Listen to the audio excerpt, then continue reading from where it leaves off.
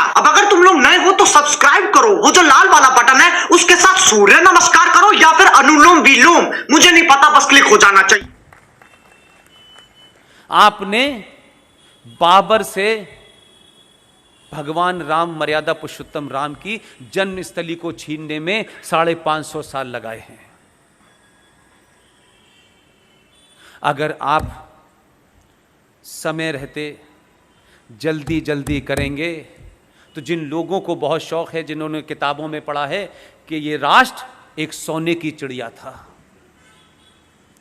जिस दिन भी ये सनातन की तरफ लौटना शुरू हो जाएगा, ये बहुत सारे बौने जो आपके इस शहर में हकला हकला के बोलते हैं,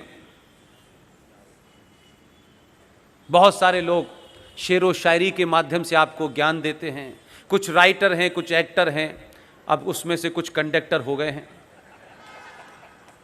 अगर इस नरेटिव को आप तोड़ेंगे, जिस दिन भी आपके अंदर अपने इतिहास को, अपने पूर्वजों को लेकर के एक गौरव की भावना पैदा होगी, इंफीरियरिटी कॉम्प्लेक्स और कुंठा में रहने वाले समाज कभी भी जिंदा नहीं रहते। अगर आपके अंदर एक ऐसा भाव पैदा हो जाए कि आपको लगने लगे कि मुझसे दुनिया में कोई सुपीरियर है ही नहीं, मेरे पूर्वज ये थे, क्या कभी आपने अपने घरों के अंदर, आपको पता चल जाए कि आपके परिवार में कोई रानी लक्ष्मीबाई के दरबार में बहुत बड़ा मंत्री था, आप उसकी तस्वीर लगाते हैं कि नहीं लगाते हैं? आपको यह गौरव पैदा होता है कि नहीं पैदा होता? तो मुझे बताइए, दाऊद इब्राहिम के साथ की तस्वीर क्यों लगाते हैं? फिर तस्वीर लगाने का मतलब होता है कि आपके अंदर वो गर्व पैदा होता है, आपको दिखाने का शौक होता है कि मेरे पूर्वज ये थे। अगर आपने महाराष्ट्र से निकाल करके वीर सावरकर की तस्वीर घरों में लगी होती, छत्रपति महाराज शिवाजी की लगी होती, सुभाष चंद्र बोस की लगी होती, खुदीराम बोस की लगी होती, तो देश की सूरत बहुत पहले बदल गई होती है। इसलिए शुरुआत घर से करिए, बहुत दूर जाने की जरूरत नहीं है, किताबें मौजूद हैं। और मैं फिर कहता हूं कि जब किताबें पढ़ें तो क्योंकि थोड़े देर के लिए ये जो वातावरण है, इसमें बहुत लोग आपको चैलेंज करने आएंगे, और जैसे ही सौरभ भाई बोलेंगे और हम जैसे बहुत सारे लोग जो बोल रहे हैं, ये फौरन कहा जाएगा, और कहा जाता रहा पिछले 3-4 साल से। इस पदवी से भी हमको नवाजा गया कि ये तो आरएसएस के एजेंट हैं। अब बहुत सुन लिया मैंने, आरएसएस के एजेंट हैं। मैंने कहा भाई, मेरा तो आरएसएस से कोई संबंध इसलिए भी नहीं है कि अल्लाह ने मुझे वहां पैदा किया जहां आरएसएस थी नहीं। लेकिन मुझे जब बहुत गुस्सा आया तो मैंने एक मंच से कहा, ये बात, आप अगर ये कहते हैं कि मैं आरएसएस का एजेंट हूं, तो आरएसएस के एजेंट होने में उतनी बुराई नहीं है जितनी लश्कर तोयबा और जैशे मोहम्मद के एजेंट होने में है। इसलिए कोई क्या कहता है और कोई क्या कहकर के आपको डरा देता है, इसकी चिंता मत कीजिए।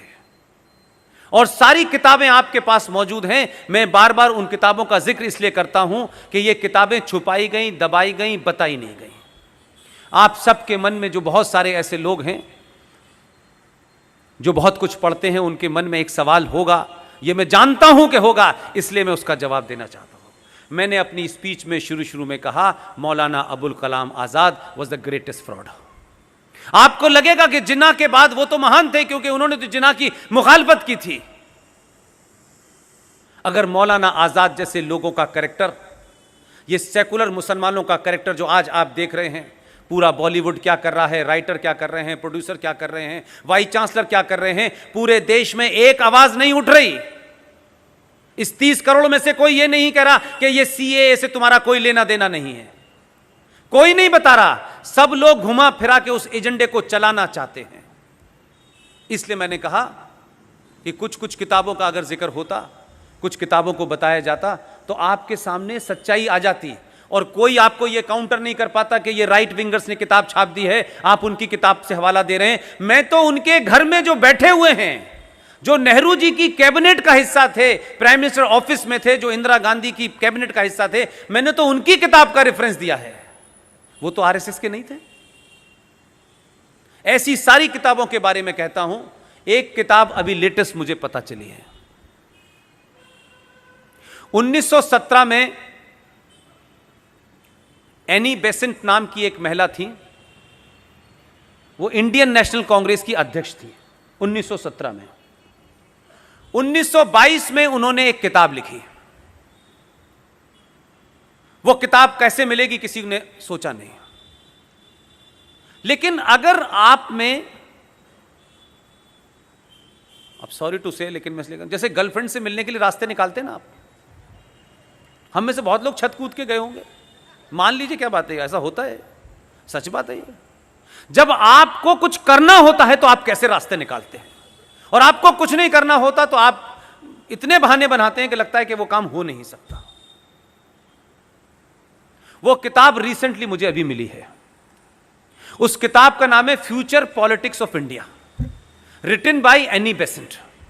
वो अपनी किताब में क्या कहती हैं कि जिस जमाने होम रूल की बात हो रही थी, उस जमाने अंग्रेज जो अपर कास्ट थी, उसके खिलाफ जितने भी नीचे के लोग थे, उनसे अंग्रेज बुला बुला के ये कहा करते थे कि देखो तुम लोग होम रूल की मांग मत करो, अगर होम रूल आ गया तो ये ब्राह्मण तुम्हें अपना गुलाम बना लेगा।